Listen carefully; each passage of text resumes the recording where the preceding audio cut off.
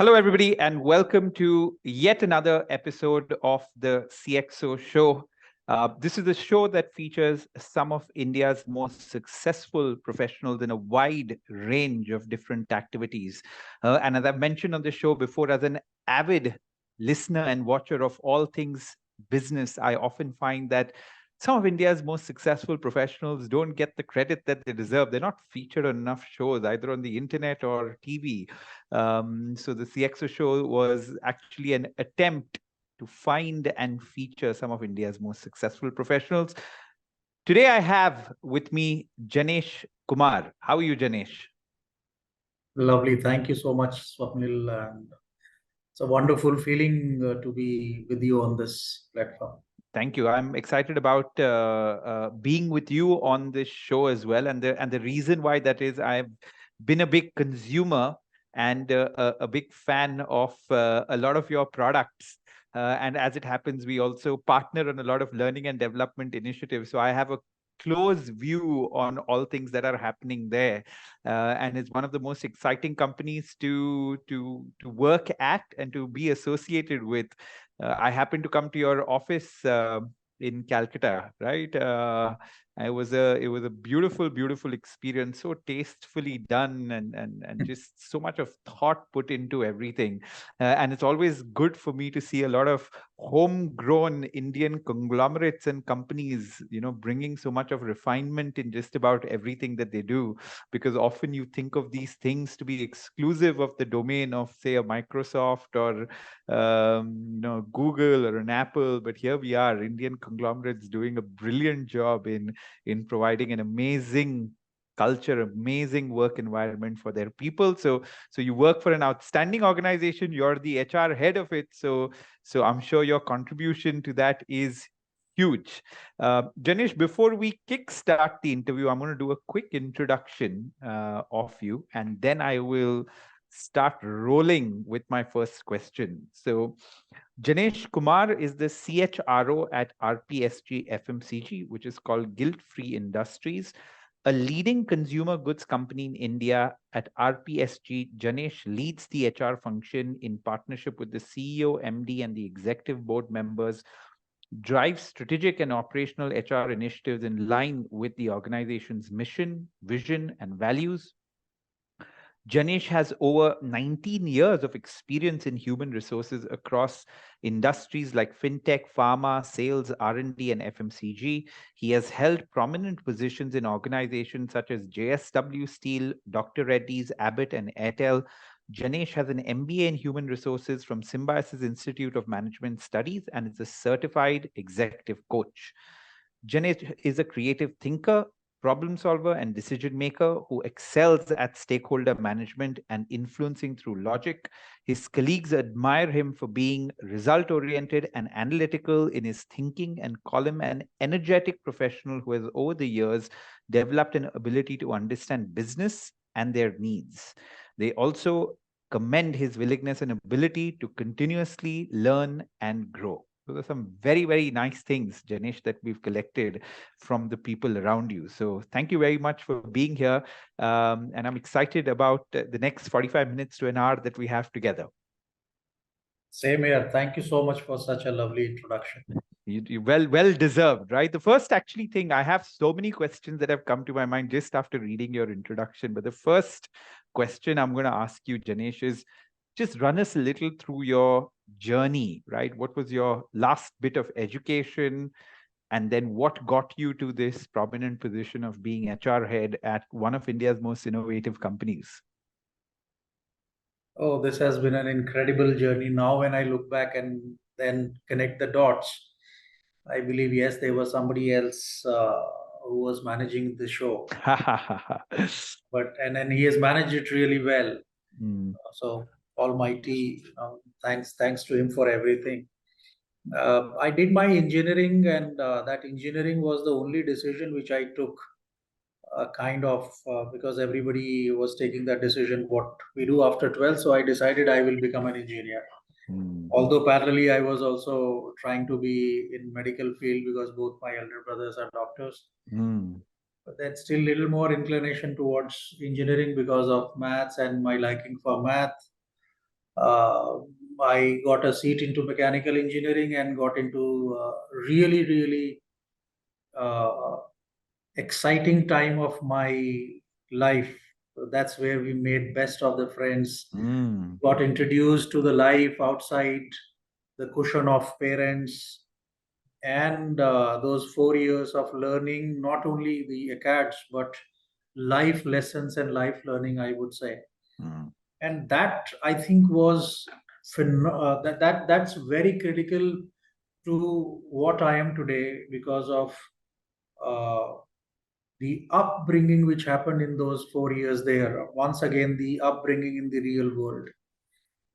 And after that, everything has happened by chance. So MBA happened by chance. I wanted to be in civil services or MTech, but then by chance I gave MBA entrance examination, and by chance I got human resources, and by chance I took it also. But then after that, the only thing is that I have kept my learnability quotient really high. And that's one thing which I now realize that that is one thing which has kept me relevant even today. Although the science, the technology, the processes, the philosophies, everything has changed. 2 days back, I bought Fred Luthan's organization behavior. I realized what I had in my cupboard. Fred Luthans has also changed completely. What we are talking about now, the digital world and everything. So the way we used to look at human resources have all completely changed, and hence, that's what has been one constant thing in my career, which I keep telling my colleagues now, that you should always have a question in your mind that why we do this way. Ever initially in my career, a lot of questions were answered in a way that this is done this way only. This is how it is done. This is thumb rule. Or if we don't do it, it'll create havoc, especially coming from compensation experts. Why not 10%? Why 8% only? Because I was the business partner and I will always fight for my people, and I'll say that 8% increment is not going to work. I need at least 10%. They will say, oh my God, it will create havoc. We can't do this, double digits. I never understood that. What is that uh, uh, framework? What is that principle? What is that logic which is working behind? And I always used to ask these questions. And thankfully, the digital knowledge availability from Google, and then having knowledge on the tips of your fingers now in the mobile, and the 5G, 4G, and the data evolution, all these things have helped. And I always kept myself into reading, into knowing why this happened this way. I am a reader myself, so I keep reading a lot of books, still functional books, academic books. Try to understand that why is it so. And I think that has also kept me what I am today, where people say that it's very relevant. Thankfully, my team finds interactions with me enriching. My colleagues find interaction enriching because of one thing, that the logic behind what we do and how we do. And there is, in management, there is nothing right. It is the best fit for the situation currently, and the best fit is presented with logic, that we have two options or three options. No, we need to choose basis what is important to us. And for that, I think people need to be aware of what is happening around them. I kept myself aware of that. So I think these are two, three things. Having always a question mark in your mind, inquisitiveness, learnability. Always try to figure out, find out, and getting yourself aware of your surroundings. Got it. Janesh, tell me, so you went straight from engineering into doing your MBA, or did you do another job first, then go into MBA? What was your, tell me a little bit about that part of your journey. Oh, that's an interesting one. So after my engineering, one of my friend's father, he was having little influence in a manufacturing setup in Gurgaon, and that time Gurgaon was Honda Chalk, nothing else. After Delhi, the Gurgaon was Honda Chalk, and you will have to travel till that far to find any manufacturing setup. So we, three of us, pass out from the same batch. We good friends. We got into that. It was an organization who was making the shocker pipes for Honda bike. Got it. So these are all subsidiaries who support. And we were there for almost 2 3 months. They were paying us 1,200 rupees. I'm talking about 2002. And we had to work in shifts. And we were made supervisor of the line where they were doing a lot of mechanical operations on that pipe, finishing and all. 2 3 months into that, we realized that this is not something which we are liking, and of course, money was nothing. So then we came back, and two of us decided to start preparing for competition examinations, and that's when we shifted to a place in Delhi away from home, in Delhi only, but then in a locality where a lot of people and a lot of students who are staying as in the PGs and preparing for that. Got it. And there is an interesting incident there. One fine day we saw an advertisement in the newspaper. The phone and all were feature phones, so data and all was a luxury. You have to go to the internet centers and then pay 60 rupees for an hour and all. So from a landline, we called that, okay, we see that you need salespeople. He said, yes, yes, yes, please come to this tomorrow morning. And so my friend that day in the morning said that I have to go somewhere else with my father. So you go and tell me if it is good, I will also join. I went there and I found a lot of people in the room having big bags, and each one of them was going in batch into a conference room, small conference room, but there are a lot of noise coming from the conference room. We will do it, kar dikhayenge, and all that. So I was curious to know that what is happening inside. And then I was also put in one batch, and we went inside, and then they introduced me that he's Janesh, he's an engineer, and he's gonna be with us, and he will go with you people today on the sales beat. So by then I understood that kuch to sales related hai. But then they said, okay, take Janesh on the beat today, and all of them came out, and I was on my bike. I said, okay, how do we go? Then they said, no, we'll go by bus. Okay, fine. Then we got onto a bus, and in the bus I asked him that what is there in these big bags. So he said, we have pressure cookers.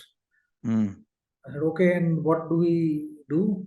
So he said, we will go to a housing colony somewhere, and we will go door to door, and we will take the old utensils, and in exchange we will give these cookers. So this is what we are selling. Now I was with them, and I didn't find it right to run right away. So I said, okay. That one day I spent selling cookers. Got it. In one of the posh colonies in Saket. And in the evening, I came back and took my bike and went back home. And then in the night before dinner, I went to a PCO and called my friend. I said, oh, wonderful job you want to do. You can do it also. But then this is what it is. Yeah. He said, no. And that was an eye opener, I think. That's where at least a week we thought that what do we want to do in life after especially doing an engineering. And MBA was. So did you take up that job, or you didn't take up that job? Okay, you didn't sell pressure cookers then. No, one day I did, but then. Yeah. But that was also a life experience. No, in the afternoon we sat in a park and we started talking about each other. I said, "No, what is your qualification?" To my surprise, all of them were engineers from mediocre colleges. I said, "Yeah, are you happy with your job? What you are doing?" Correct. So they said, "Yeah, we are happy and all." But then, of course, I had a lot of other aspirations in my life, and I didn't want to settle for that. Got it. So you went from engineering college. You did a few months of the job on the factory shop floor. One day of pressure cooker selling, and then you went into doing your MBA. Yes. Correct. And you did a couple of years at MBA. So after that, all your jobs have been in the domain of HR, I'm assuming.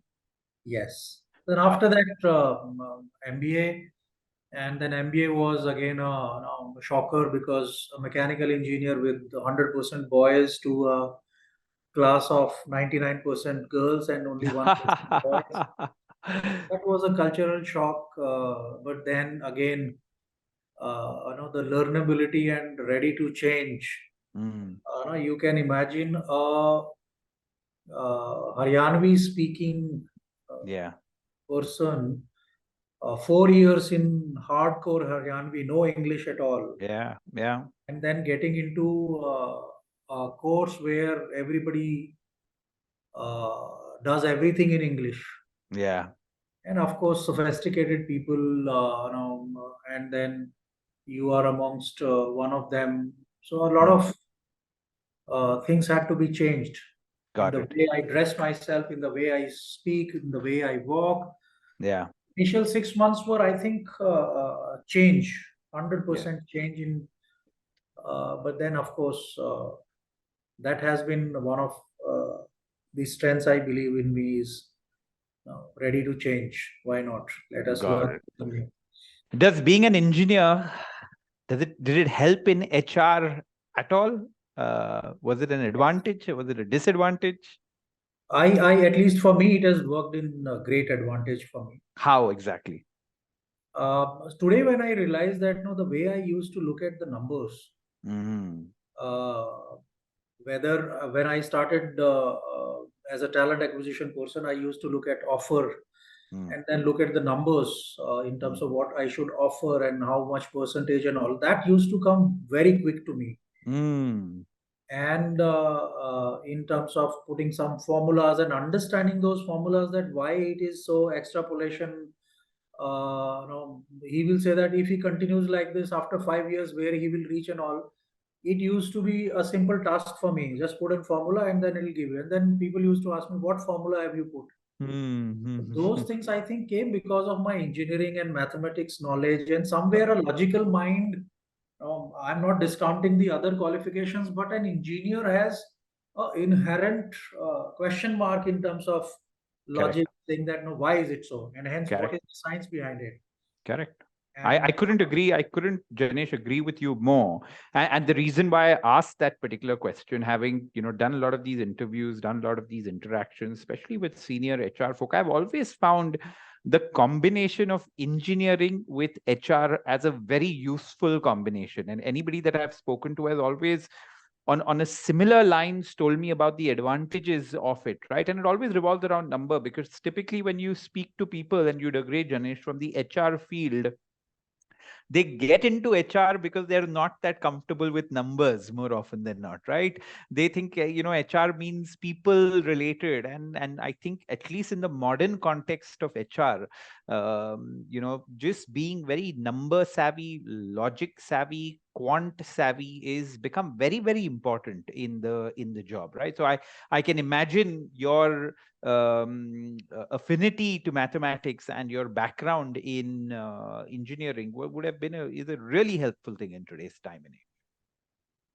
completely agree with you. In fact, few months back, I was reading an article where there was a discussion that the Yeah, MBBS, the doctors, yeah, needs to have 1 year of engineering study because of the adoption of the technology in the medical field. yeah, yeah, yeah, And yeah, if they do not have an appreciation of that, then it yeah, becomes difficult for doctors. yeah, yeah, And yeah, hence, a basic understanding, which at some point of time may have been a specialist area, but yeah, then today, Chat GPT, AI, or running a mobile phone and all. yeah, At one point of time, even Microsoft Word was an SME yeah, job. yeah, yeah, yeah, Only NIT graduates could do that. yeah, yeah, But yeah, then yeah, today, even my 10-year-old son does wonders on Excel sheet and yeah, PowerPoint. So that has yeah, become a basic qualification. yeah, Otherwise, you are illiterate. Similarly, yeah, the knowledge of the tools, the technologies, the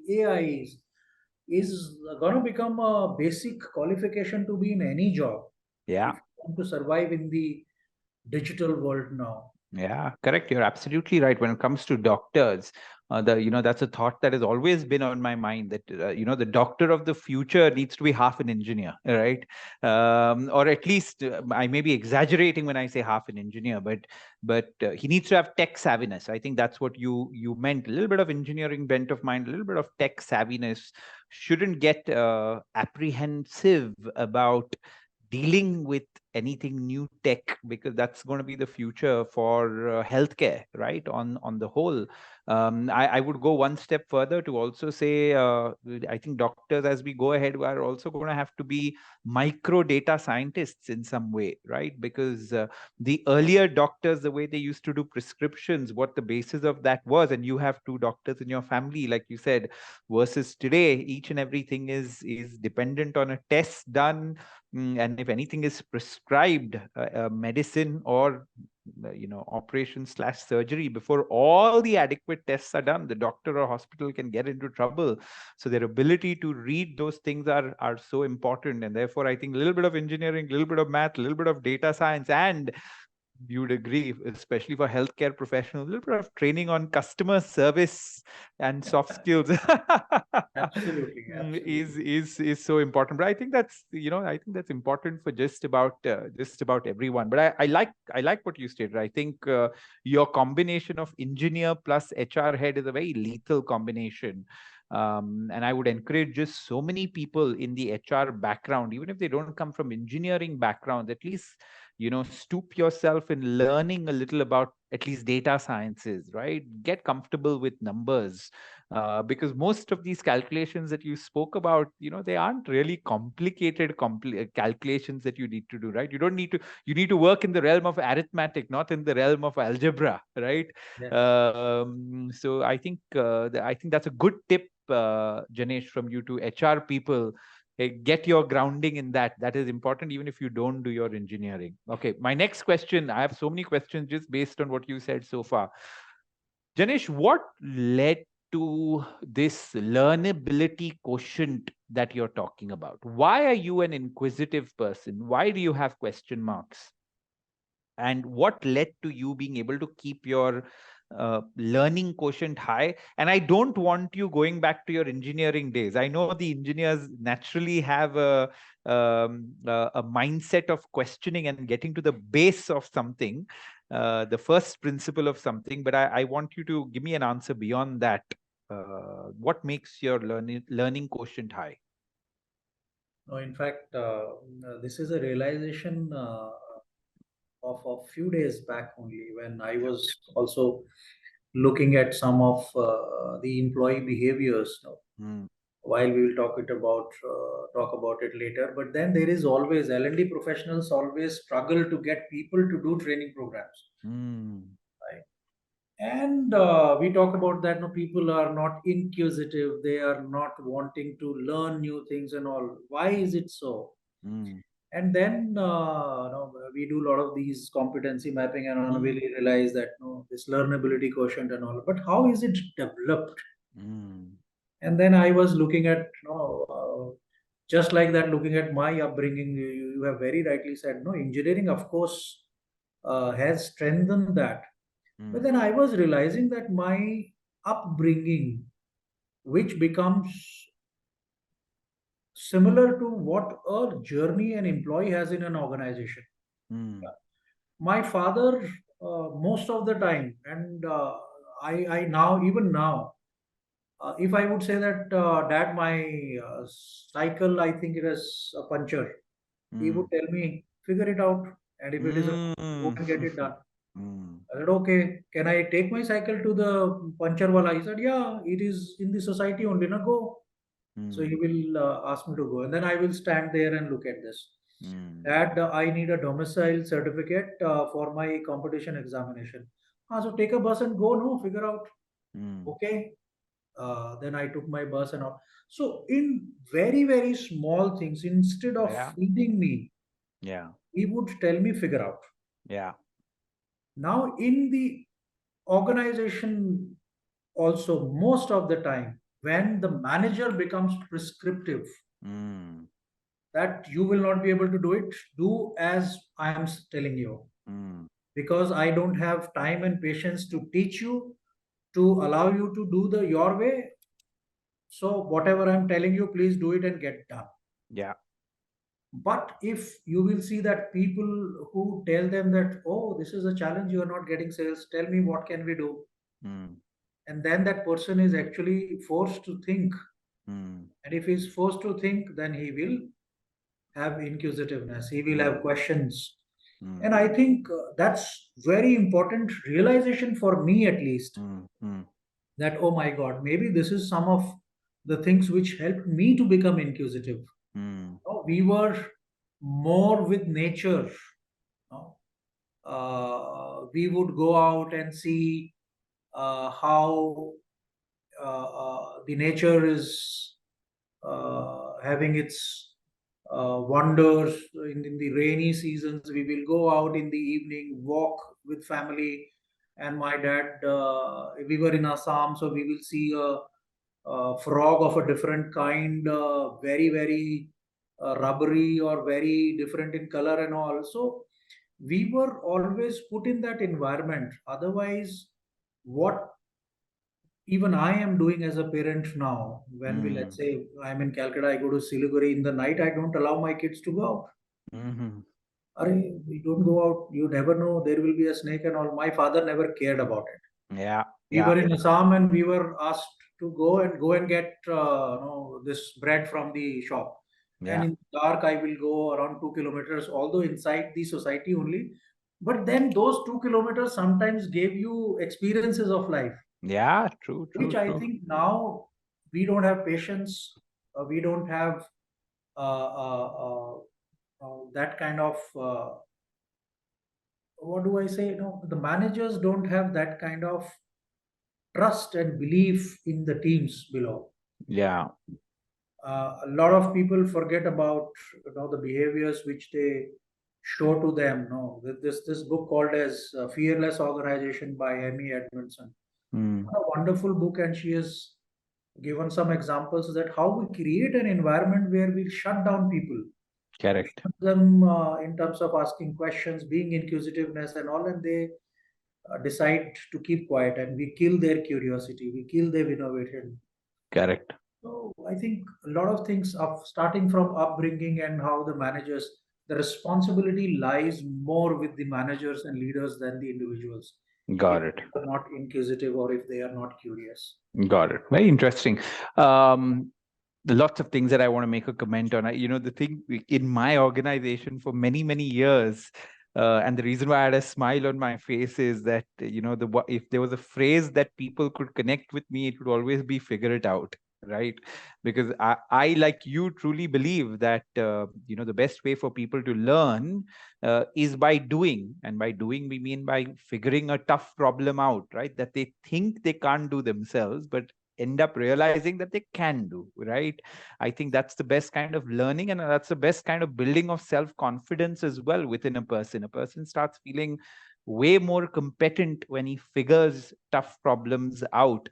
It's interesting to know that you had your father do that to you, and I think it's a reminder for us both as parents that we need to do that a lot more with our children, because I think a lot of times our generation of parents today are used to spoon feeding our children with a lot of stuff, and I can I could be accused of the same thing, and rightly so. But yeah, it's a good reminder that we need to say more, figure it out to our children. The other thing, just as a comment, I think that in the knowledge economy that Janesh, that we find ourselves in, if a person's learning quotient is not high, that's going to get them into a lot of trouble, right? If in the knowledge industry, right? There's a very nice quote that says, "The illiterate of the future is not somebody that can't read and write. The illiterate of the future is a person that doesn't know how to learn." Right? So your ability to learn is become so important, and to be constantly learning and exposing yourself to the right things. as you mentioned, you still involve yourself in learning about, say, organizational development, right? Hardcore HR subjects, and on the other side, I'm sure, host of different things. Another interesting quote came to my mind, Janesh. This always stuck in my head, that said, every person must know everything about something and something about everything, right? So, I think curiosity and question marks you need to go deep in one thing for sure, but you also need to have exposure to a lot of other things that can help you become a more, I guess, well-rounded professional, well-rounded leader, and well-rounded person overall, right? So yeah, very, very interesting insight. Figure it out. That's top way of making people inquisitive, and I think both as parents and organizational leaders, we can do that a lot more. Yes. Yeah. My next question, again, this comes from one of the things that you spoke about, the massive change that has taken place in the way companies function, and in turn HR function. So, this is a tough question. So even if you need like 15, 20 seconds to digest, think, and then give your answer, please take your time, because I'm sure you'll have some insightful stuff to say. What are the biggest changes that you have seen within HR over the last 5 years, right? If you had to identify um, like two or three of the biggest changes that you've seen, and you can also include, in a way, do a dissection pre and post COVID, if you may wish to do so, or just the last 5 years, what are the big changes that you've seen in the HR domain? Mm.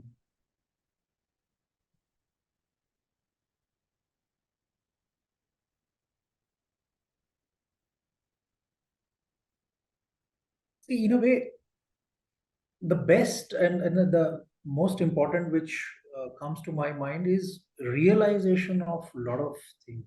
Mm, Now that's what has happened with HR, and I am including the COVID scenario in yeah, between. yeah. While those things existed even before that, Mm, and even before 5 years or mm, even earlier, mm, but I think in last 5 years, the realization of those factors being very important in human resource and in employees' yeah. life has become an acceptance of that has been a major change. Mm, Yeah. For example, COVID helped the industry to understand that remote working is possible. mm, There are pros and cons for mm, everything, but yeah. then it is possible, which at Got it. one point of time, 99% of the organizations were not ready with. Yeah. Second, the way HR used to look at the data Mm, and make the use of data, mm, I think that has completely changed now. yeah. Only looking at the data post, you know, the impact Mm, versus now predicting, what mm, we call as predictive analytics in a mm, way. yeah. That prediction piece has taken over now. Got it. And a lot of HR people now, in terms of HR analytics, are talking about churn predictability, Mm, potential, and how do we measure potential 4 years down the line, how this person is going to behave, or maybe the requirement from the revenue perspective, what kind of skill set we will need if we are going to get into this kind of business, and why don't we start preparing for now. mm, So from, I think, reactive to proactive in terms of those services, that change has also happened. mm, A major change happened in the way we recruit. mm. What do you uh, mean by that? Tell me a little more about that. so one, the acceptance of an employee life cycle being 2 to 3 years, Mm, that for little seasoned HR professionals and veterans is still something which is not acceptable. yeah. That shows that these people are not stable and they are not professionals. Mm, But then accepting that fact that 2 to 3 years, if somebody is giving to an organization and then respectfully moving on, mm, is okay. mm, Now, I need to be clear that I get the ROI from that source in those 2.5 years, and design my cycle and design my whole cycle of employee, which used to be 5 years, 6 year, and gratuity at 5 years. Says now, if somebody is giving you 3 years, be happy, and if you are not able to get the juice out of him, then you have wasted. We need to be really fast and agile. Correct. Don't have now luxury of giving him 6 months to settle down, another 6 months to build a relationship, and after 1 year he's going to start delivering. Got it. So that so interesting. talent acquisition, that change has happened. Now, the speed at which the skill sets, the required skill sets are changing, is also giving huge challenge to the HR professionals. And every now and then, now I see that skill set which people are using, whether in marketing, digital, is changing like phone models. Every 2 months there is a new model, there is a new way. And I don't know, is it because of the technology, or is it the way the evolution is happening and the receptivity of people? But everything now happens and changes everything. It becomes a pandemic in a way. Chat GPT. One fine day I was hearing about it, and within 10 days I found myself to be absolutely illiterate about Chat GPT. I had to take a course that, my God, what is it? Let me try it. I had to try Chat GPT, Bard, and binge everything I had to try. So the speed at which the skill set is changing, he also needs to be receptive to those skill set, that it is okay, but then now we need this kind of skill set. Let's give it a try. Got it. So these would be the changes. So if I just had to summarize, Janesh, I think one big change that you spoke about is the fact that remote working is possible with its pros and cons, of course. And I think for certain roles, maybe it works slightly better. For certain other roles, of course, it doesn't work as well. But just the possibility has, created so much of employment, right? I think remote working in itself has created so much of diverse employment. Groups of people that often found it difficult to come to office and work full time have found an avenue to be gainfully employed. So yeah, I definitely think there are huge positives there.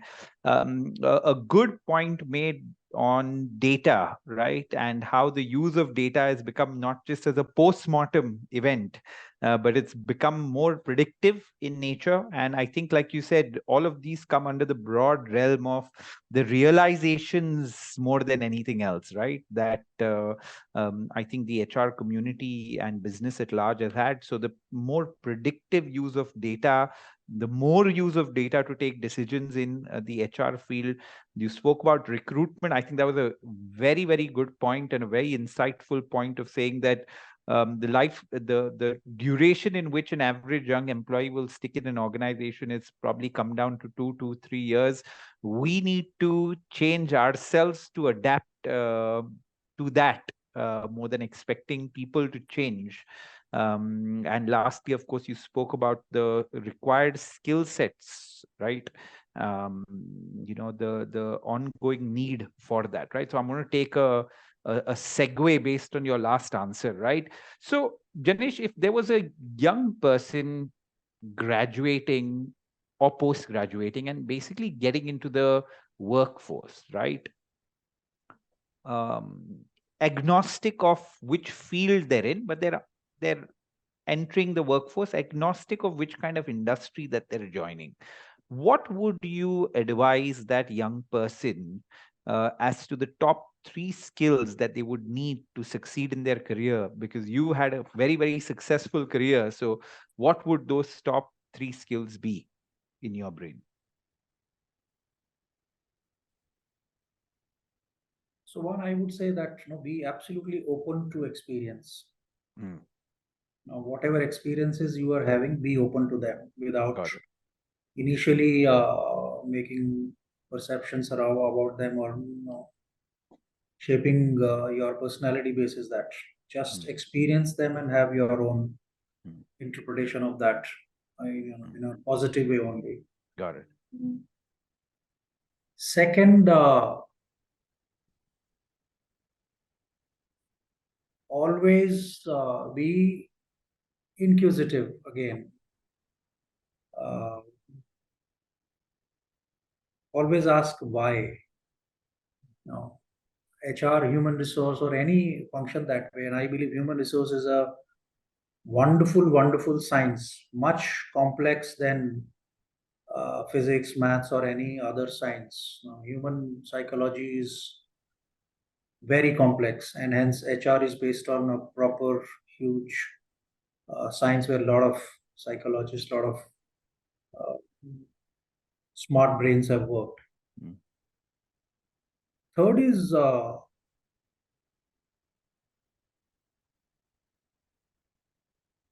in whatever industry you are going, keep yourself updated on what is happening in that industry. Don't be out of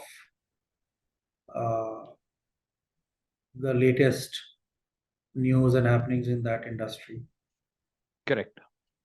Janesh, you spoke, my question was more towards what skills, and of course, I think you've broadly touched upon, mindset related stuff, right? In terms of being open to experience, like you said, be inquisitive, ask why always, and, the last point, any specific skills that come to your mind that you've seen across your experience coming in very handy for people that have, grown through their careers? Anything that comes to mind like that?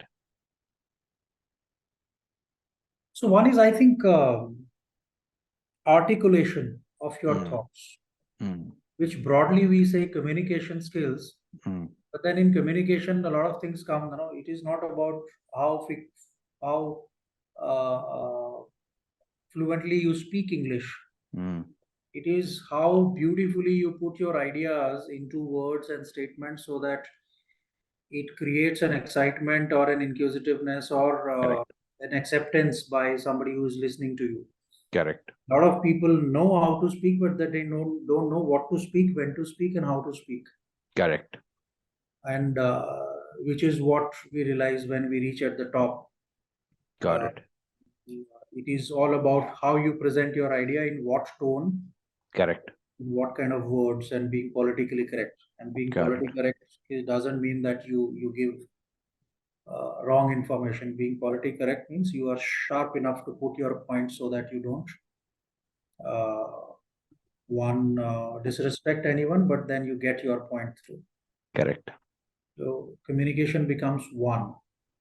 The other skill set is around collaboration. Very interesting. Yeah, there is collaboration. You in an organization, you are 24/7 collaborating only. Yeah. With your peers, with your superiors, with your juniors, with your team members. So the moment you step into the office, you start collaborating. Then there is a huge science. Who can know better than you, Swapnil? This is a huge science. No, the way you inquire. No, I was recently reading this book called as Humble Inquiry, and no, it is such a wonderful concept, and a lot of people fail in this. Sometimes you ask very right question with a very wrong tone. Yeah. Yeah. And sometimes you are trying to be helpful, but then your tone says that no, you are dumb, you can't do it, let me do it. Yeah. And hence that collaboration as a science needs to be taught to them. Yeah. It is not always that you have to show your supremacy in terms of your knowledge and all. Sometimes, even if you know that the person sitting next to you doesn't know anything, there is no need to show it. Yeah. Be humble. He knows to the best of his knowledge, and if you feel that you know better, collaborate in that way. Yeah. Yeah. So I think these two. Yeah, I think these are, I had a smile on my face because I couldn't agree more with you, right? This is a question that I get asked the most from, cross section of people in terms of, what are the skills that are most important for career success? And my top three in that order is always number one, communication skills as a in an entire topic, right? Because when we're talking communication skills, I mean day-to-day communication, your ability with written communication, and your ability to do one-to-many communication. I think all of these three have become extremely important skills. And listening as much as speaking, right? 50% of all communication is listening, the other 50% is speaking, 50% is reading, the other 50% is writing, right? So in all these four elements of communication, you need to be very, very good, if you ask me, right? You need to be a good in them. The second one, for me, often I put it as the ability to get things done, right? Which I think is a combination of time management, organizing yourself, and planning well, right? But just that ability to get stuff done, it has lots of other elements as well, but at the core of it, this little skill and the ability to get stuff done. The third point, as in that order, is collaboration, right? Because you're always, as a human being, when you're trying to get anything done, you have to get it done through working with other people, like you mentioned, right? So I couldn't agree more. I asked you this question off the cuff, and you get. I'm sure you've not researched this subject like I have, but your answers were, the same as all the research that I've done, and I think that comes from your vast experience in this space. But yeah, I'd agree. These two skills are very, very important, and sadly, we in organizations don't give enough importance to training our people on these skills, right? I used to tell people that if you just train a person to communicate specifically across the organization, so much of productivity will just go as a result of just teaching people one thing, right? As a part of it. So yeah, I think that's great. Janesh, tell me, what keeps you up at night as an HR head? You don't need to tell me about your organization in specific, but if you had to kind of expand the scope as a veteran now HR professional, what is keeping HR heads across organizations up at night broadly? If you had to tell me two or three things. I always keep thinking about one thing which I struggled initial in my career, and then even today I struggle. It is not an easy job. Is influencing. Mm. We now at this stage, in fact, all the leaders, mostly HR, because of a support function for anything and everything, I need to influence people. So interesting. Sometimes I have to influence my CFO to give me finance. Sometimes I have to influence my CEO for any new concept. Sometimes I have to influence employees to take a training program or participate. But then the outcome is expected that the employees are bubbling with energy, everything's Mm. cool, Mm. finances are in place, Mm. capabilities are top notch, everybody is trained well, and engagement scores are over the roof, best in class, best place to work for. But then again, you have to keep influencing every time you come up with a concept which is an HR Yeah. concept. Yeah. So I keep thinking that what would be that magic wand which Mm. will, which uh, some of the HR people have. I have Mm. seen them. Mm. Some of my mentors and some of the gurus which I follow, they have that magic wand, and that magic wand is, I think, the way they put the whole thing together and the way they present it makes a hell lot of a difference at the time. And but one thing which keeps me awake is how do I influence so that now I become that bad piper and I blow it and everybody follows. Yeah. What else keeps you up at night? Because the reason why I was smiling is in the list of skills, right? We spoke about three, right? Which is communication, getting things done, collaboration. If I had to put my four and five, my fourth one would be ability to influence, right? And I don't think that's just for an HR professional or an HR head. I think if I have to do this interview with the CFO of your company, he will also share the same thing, saying, "Bhai, mera bhi wahi Yes. hai." I need to influence the auditor. I need to influence the financial controller. I need to influence the salesperson, the HR guy, the logistics guy. So I guess all of us in all our lives, especially I guess if you ask me at junior levels or senior levels, right, your ability to get a yes, your ability to convince, persuade, influence becomes critical in our lives. So yeah, I think that's well stated. Anything else that keeps you HR heads as a community up at night? See, other things which I have always been talking, and even today, when I do the attrition analysis, Mm, know, some percentage in single digit goes to manager issue, performance issue, location issue, higher education. yeah. But then still, and I believe that most of the HR professionals will agree, still 60, 70, 80% people will say that better prospects, Mm. better opportunity, Yeah. which is a big bucket, but then we at least I am not able to crack it so far. How Mm. do I reduce it? Yeah. And no, that's where I would want to have this holistic solution to this. No, is it because can I create an environment in an organization where I create those learning opportunities, Mm. where I create those career opportunities, where I create those prospects, which these people are calling better prospects Mm. within the organization, and I keep them up to date. Now, my Yeah. guarantee is that I am taking ownership of ensuring that your software will remain up to date. Mm. But then you stay with me, Yeah. and you need not to worry about getting old in the industry. Yeah. Sometimes people say that I want to experience a different industry, different ways of working, and all. Can I be someone who is seen as best in class Mm. in terms of employee experience? Yeah. I will update you, your hardware, your software. I will create opportunities for you within the organization.